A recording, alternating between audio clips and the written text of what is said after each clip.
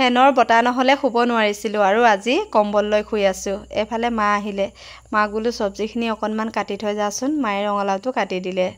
আৰু মই এইফালে চাওকচোন বেমাৰী দেহাতে উঠি ভাত ৰন্ধা কামত লাগি আছোঁ। আমাৰ মাইকী মানুহবিলাকৰ যিমানেই দুখ কষ্ট নহওক কিয়, বেমাৰ আজাৰ নহওক কিয়, আমি কাম নকৰিলে পৰিয়ালটোৰ কোনেও খাবলৈ নাপায় ভালকৈ। গাটো ইমানেই বেয়া লাগিছে, এনেকুৱা লাগিছে যেন গোটেই দিনটো মই শুইয়েই থাকিম, কিন্তু শুই থাকিম বুলি ভাবিলে জানো মই শুব পাৰিম? কাৰণ আজি ঘৰত মানে আমাৰ যিটো মটৰ আছিলে সেইটো উঠাই বেলেগ জেগাত পুতিবলৈ দদাইদেউ এজনক মাতিছিলোঁ আৰু তেখেতে আহিলে। ইমান গৰমত আহিছে, তেওঁ উভতাই পঠাবলৈ মন নগ'ল, গতিকে তেখেতক কাম কৰিবলৈ ক'লোঁ। আৰু মনটো বেয়া লাগে ন, গৰমত যেতিয়া কোনোবাই কাম কৰি থাকে, তেখেতক যেতিয়া ভাত এগৰা যাচিব নাপাওঁ।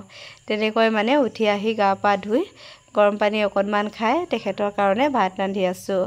আৰু এইফালে দেখিছে আলু, নিউটলা আৰু পনীৰৰ চব্জি এখন বনাম বুলি ভাবিছোঁ। তাৰ কাৰণে কি কৰিলোঁ, প্ৰথমতে পনীৰখিনি ভাজি ল'লোঁ। টেমা পনীৰ হয়, আমাৰ ওচৰত খোলা পনীৰ নাপায় দেই, সেইটো কাৰণে কেতিয়াবা খাব মন গ'লে টেমা পনীৰটোৱে আনোঁ। আৰু এইফালে আলুখিনি বইল কৰি ল'লোঁ, লগতে নিউটলাখিনিও গৰম পানীত মানে কোমল কৰি ল'লোঁ। কৰি এতিয়া আলু আৰু নিউটলাখিনি ধুনীয়াকৈ ভাজি লৈছোঁ। তাৰ পাছতে পনীৰখিনি দি দিম। অকণমান খাই যা আকৌ ভাত, খাই যাচোন, ইমান ধুনীয়াকৈ বনালোঁ, অকণমান খাই যা। ইমান জোৰ কৰিলোঁ মাজনীক ভাত অকণমান খাই যা বুলি, নেখাওঁ বুলি ক'লে। ঘৰত বোলে দেউতায়ো ভাত নাই খোৱা, গতিকে গুচি গ'ল। আৰু দদাইদেৱে এয়া দেখিছে ইমান গৰমত কাম কৰি আছে। আচলতে আমাৰ জীৱনটো চলিবৰ কাৰণে আমাক বহুত পইচা লাগে, পইচাৰ কাৰণে আমি সকলোৱে কাম কৰোঁ। আৰু তেখেতেও এই গৰমত ঘাম ওলাই যোৱাকৈ কাম কৰি আছে। আৰু পাছফালে ময়ো এই ৰ'দত কাঁহী বাতি ধুই আছোঁ।